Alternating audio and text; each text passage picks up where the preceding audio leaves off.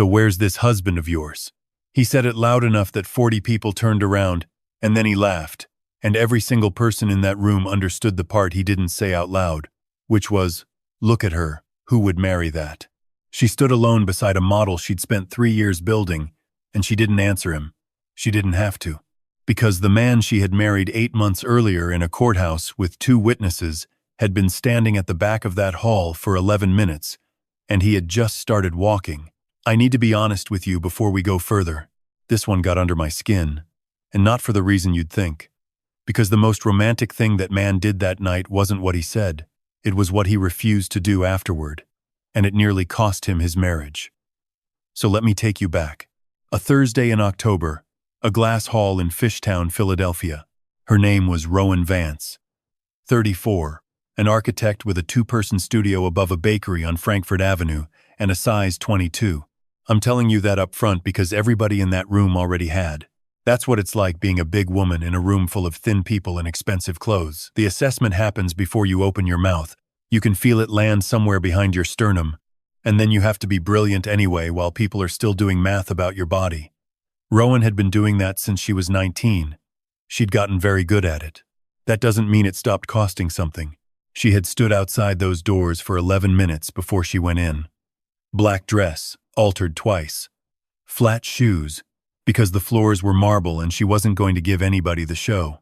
And a plain gold band she had never once explained to a single person in her professional life. Her model sat under warm light by the east wall. A dead brick elementary school in Kensington, closed since 2009, reborn as a residential shelter for women and children. Haven Row, Final 3. Then Beckett Hollis came over with a champagne glass. 4 years earlier, Beckett had ended their engagement in a car outside her mother's apartment building. He told her passion doesn't pay a mortgage, that no serious firm hands real money to a woman who wants to build shelters instead of towers, and then, almost as an afterthought, he suggested she think about how she presented herself if she wanted boards to take her seriously. She got out and closed the door and never called him again. Now he had a firm with his name on it, a fiancé who ran this gala, and he had spotted the gold band on her hand from across the room, and something in him could not leave it alone. So where's this husband of yours? Or is he another one of those things only you can see? A dozen people laughed. And here's what was actually running through Rowan's head in that half-second. And it's not what you'd expect. She wasn't thinking about him at all. She was thinking, do not let your face change. The second your face changes, you become the emotional one. And the emotional one never gets the contract. 12 years of practice. Keep the hands still. Let it pass. Then a voice came from directly behind him, not loud in the slightest. I'm right here. Beckett turned around, and the color went out of his face like somebody had pulled a plug. The man standing there wore charcoal, no tie, and had come in with no photographers, no entourage, no announcement of any kind. He didn't need one. There were 4 men in that room who moved freight through the port of Philadelphia, and every one of them had gone very still. His name was Dominic Salvi, 43 years old. He controlled shipping and warehousing across 3 states, and enough legitimate construction to change that city's skyline, with a signature, and about half the room knew precisely what the other half of his business looked like. People did not say his name loudly in restaurants. He was Rowan Vance's husband. 8 months. And he did something in that moment that I think is the single most important gesture in this entire story, and almost nobody noticed it. He didn't step in front of her. He stepped beside her, shoulder to shoulder. And then he leaned down and asked her one quiet question. Did she want him to handle this? And she said no, just stay. And he said okay, and stopped talking. That obedience terrified Beckett Hollis more than any threat could have, because a dangerous man who asks permission is a man you cannot provoke into a mistake. If you've ever been humiliated in public and had to hold your face perfectly still, you already know what those 9 seconds cost her. And you know she'd have paid it twice over to avoid making a scene in a room full of people who fund buildings. Beckett recovered, the way men like Beckett always do. He said the quiet part almost loud that of course she'd hidden a marriage like that, because the second anyone found out, they'd assume her place in the finals had been arranged. Rowan answered calmly. Submissions were anonymous, reviewed by number. Her name wasn't attached until after the shortlist was set. Sure, Beckett said. But men like him don't have to put their name on anything, do they? That one was aimed at Dominic. It landed on her work. It was built to. And this is exactly why the marriage was a secret. And I want to be clear that it was never shame. It was the opposite. She'd opened that studio 14 months earlier, and she knew with total clarity that if Philadelphia found out who she was married to, every single thing she ever won again would come with an asterisk. Every award would be explained by a man's name. So she'd asked him for secrecy, and he'd given it. And it had been quietly eating him alive for 8 months. Because here's what was going on inside Dominic Salvi as he stood in that hall. He was thinking, she has never introduced me to one person in this room. He knew why. He agreed with why.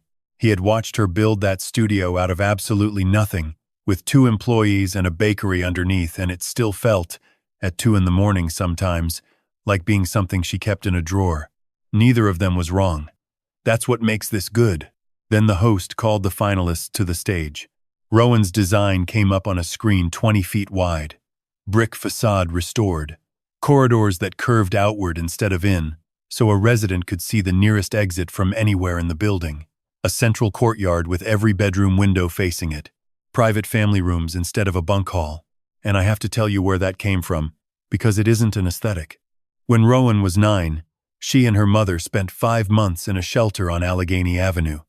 And what her mother talked about for the rest of her life wasn't the man they left. It was the hallways. Narrow, blind corners, no line of sight. Her mother used to say she spent 5 months walking around corners with her heart in her mouth. Rowan built visibility into every line of that building. 25 years later, the room applauded. Dominic stayed at the back, exactly where she'd asked, and watched his wife stand in the light and didn't move a muscle. Then Beckett Hollis took the stage. He announced that his firm had spent 2 years developing a revolutionary approach to transitional housing.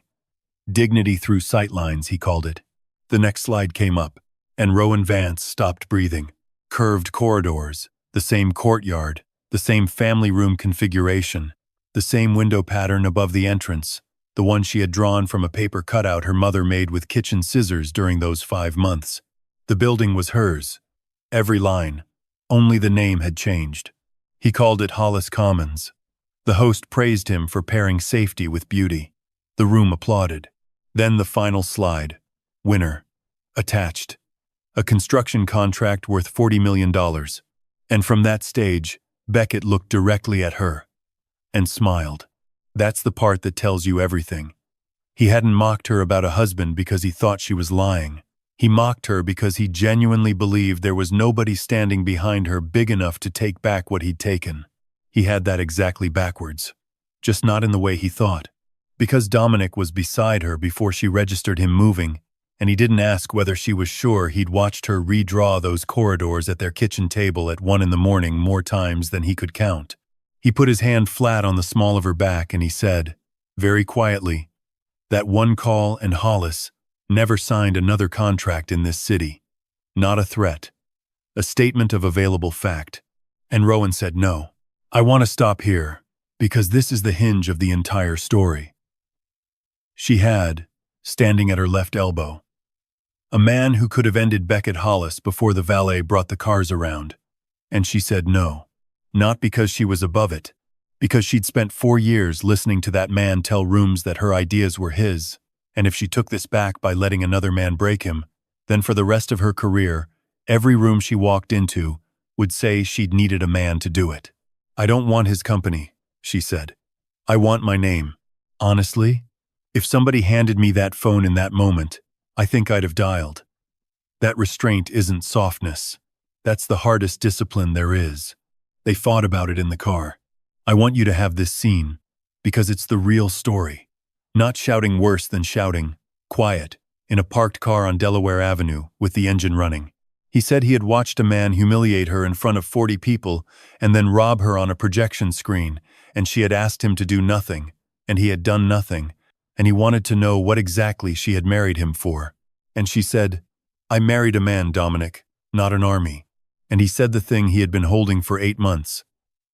That he had never wanted to hide. That he came in the back door tonight, because she asked.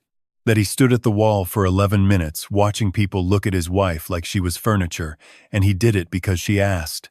and that protecting her name had somehow turned into her name being the only one that could exist. "You wanted your name safe," he said. "Fine. But somewhere in there, mine became the dangerous thing you can't say out loud."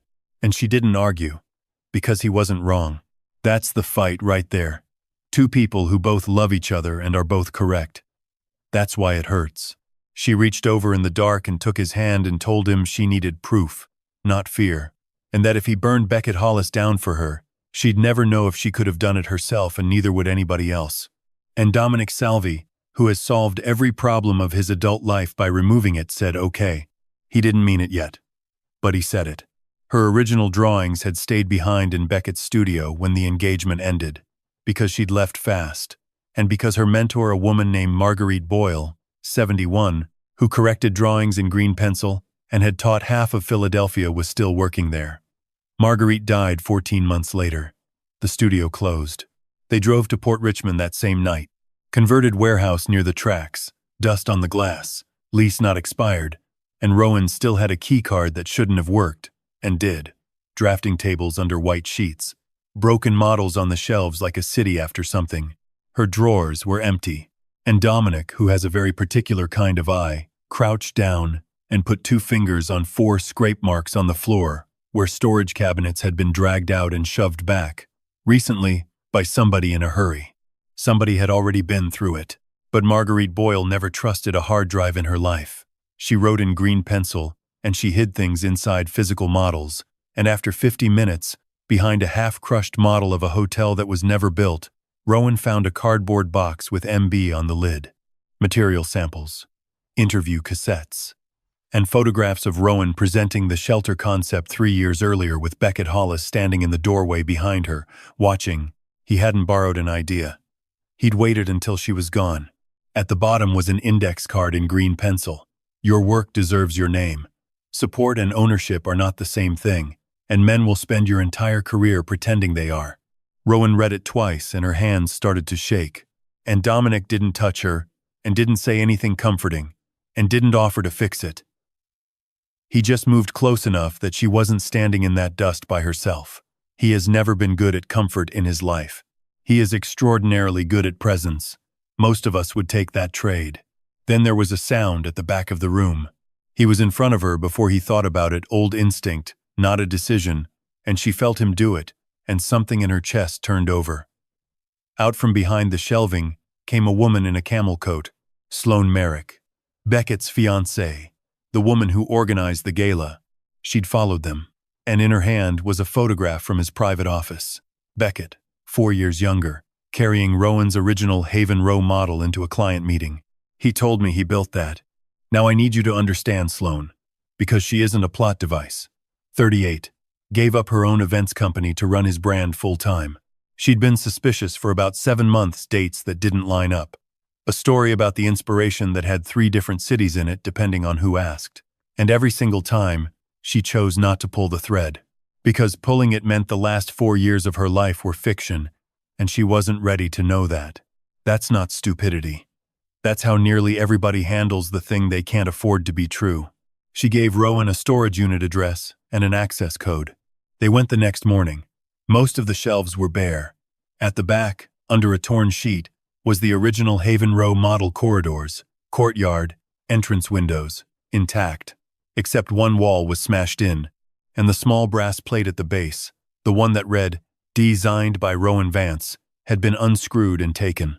She photographed everything before touching a thing. And here's where the man actually changes. Dominic did not send 4 of his people in to box that unit before sunrise, which is exactly what he would have done in March.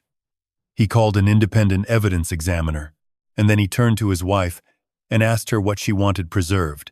She looked at him for a second longer than she needed to. Then Beckett hit back, and he hit hard. He requested a public ethics hearing and accused Rowan of using a husband with a criminal reputation to muscle a $40 million contract away from him. Attached to the filing was a transfer agreement, signed and dated 3 years earlier, assigning full ownership of the Haven Row concept to his firm. The signature looked real. It looked very real. The date was October 14th. Rowan's mother died on October 11th. Rowan buried her in Scranton on the 14th. Now here's the climax, and I'm going to slow all the way down, because this is the longest 4 minutes in the story. City Hall, room 400. 40-some architects, investors, and reporters on folding chairs. Beckett at the front table with 2 attorneys and the forged agreement blown up on the screen behind him. Rowan alone at the other table with a banker's box. And Dominic Salvi in the very back row. Last seat. Because she asked him not to sit beside her. That was deliberate, and it was brutal for him. Beckett wanted that room looking at a mob husband. Rowan intended to keep it looking at a building. Beckett opened well. He was genuinely good at this. That's what made him dangerous. A shared studio. A shared engagement. A woman who walked away from an unfinished project and signed it over so it could actually get built. And I have to be fair to Beckett Hollis here, because I promised you he wouldn't be a cartoon. His father was a better architect than he will ever be. His father died at 61, bankrupt, in a rented apartment in Bala Sinwid, with 3 flat files full of drawings for buildings that were never built and never would be. Beckett was 23 at that funeral, and the lesson he carried out of that room, the lesson that organized his entire adult life, was that an idea nobody builds is worth nothing at all. So when he took her design, in his own mind he wasn't stealing. He was saving it from his father's filing cabinet. He rented the studio. He made the introductions. He carried the financial risk while she sat and drew. In his head, he'd earned a co-author credit, and she was being unreasonable. He's wrong. Completely. Catastrophically wrong. But he is not lying when he says he loved that building, and that's what makes him worth 2 minutes of your time. Rowan stood up. She never raised her voice once during the entire hearing. Picture her a big woman in a black blazer, flat shoes, hands flat on the table, taking her time. She asked the board to look at the date. Then she handed up her mother's death certificate. A funeral program from a church in Scranton. 2 airline records. The room made a noise. His attorney said she may have signed electronically. Rowan pointed out that the document specified in-person witnessing and named the witness, Marguerite Boyle, who, on October 14th of that year, was in Copenhagen at a conference, which is a thing that leaves passport records. 90 seconds. First lie gone. Then she opened the box. And this is the part nobody can fake. 6 early sketches. Sloan found them under the contracts in his own office, and everyone had green pencil on it. And what those pages showed wasn't a finished building. They showed a building arguing with itself. Narrow corridors. Widened. A courtyard that grew after the 4th interview. Bedroom windows moved twice. Dead ends. Crossed out lines. A real design has a history, she said. It has mistakes in it. His file has a final answer and nothing else. I have the road that got there. Then she played a cassette. A woman's voice, 3 years old, describing what it's like to live somewhere with blind corners, describing walking around one and not knowing. And the board chair, a woman in her 60s who had said almost nothing for 40 minutes, leaned into her microphone and asked Beckett Hollis a very simple question. Why do the corridors curve outward? It creates a more elegant sightline. Wrong answer. They curve outward so a woman standing anywhere in that building can see the nearest exit without turning a corner. That is the entire reason the building exists. Nobody moved.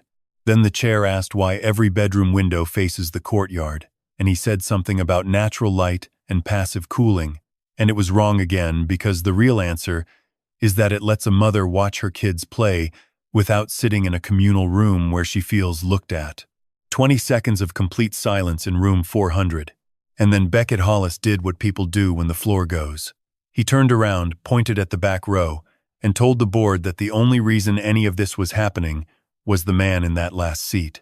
Intimidated witnesses, a fiancé frightened into stealing documents, investors walking away after quiet phone calls from a man whose business everybody in this room understood, and the entire room turned around and looked at Dominic Salvi. Sit in this second with me, because this is the whole story in one frame. Every instinct that had kept that man alive for 20 years was screaming at him to stand up. His jaw was locked hard enough to see from the 3rd row. His right hand had closed on the arm of the chair. And there was a version of that afternoon, an easy version, where he stands up, says 11 words, and Beckett Hollis never works in Pennsylvania again. Rowan turned around and looked at him. Once. 2 seconds. And he stayed in his seat. And I'll be honest with you, that's the most romantic thing in this entire script, and there isn't a kiss anywhere in it. Because loving somebody isn't proving you'd burn the world down for them. Any fool with money can do that. It's sitting on your hands while they fight, because they asked you to, and because you finally understand that winning it for her would be another way of taking it away from her. Then the side door opened, and Sloane Merrick walked in. She hadn't told anybody she was coming. Not Rowan, not the board, not the man she was engaged to. She stood in front of 40 people and said nobody threatened her, nobody paid her, and that she'd gone through his office because his story kept changing, and she'd finally gotten tired of not asking. She found 6 of Rowan's sketches under the Hollis Commons contracts, and she found a small brass plate in his top desk drawer with another woman's name on it. And that was the part she couldn't get past. He didn't throw it out. He kept it. Beckett stared at her ring, and Sloane Merrick took it off, set it down on the evidence table, and said one sentence I keep thinking about, that the ring had made her feel chosen, and it had taken 4 years to understand he only chose people while they were still useful to the version of himself he was selling. Then she walked out and didn't look at him. Rowan had one thing left. She took a folded square of paper out of an envelope yellowed, cut with kitchen scissors, 25 years old, and held it up beside the entrance elevation of Hollis Commons. The window pattern matched exactly. "My mother made this," she said, "in a shelter on Allegheny Avenue when I was 9, so I'd have something to look at." The board suspended the award, froze the contract, and referred the forged agreement to the district attorney.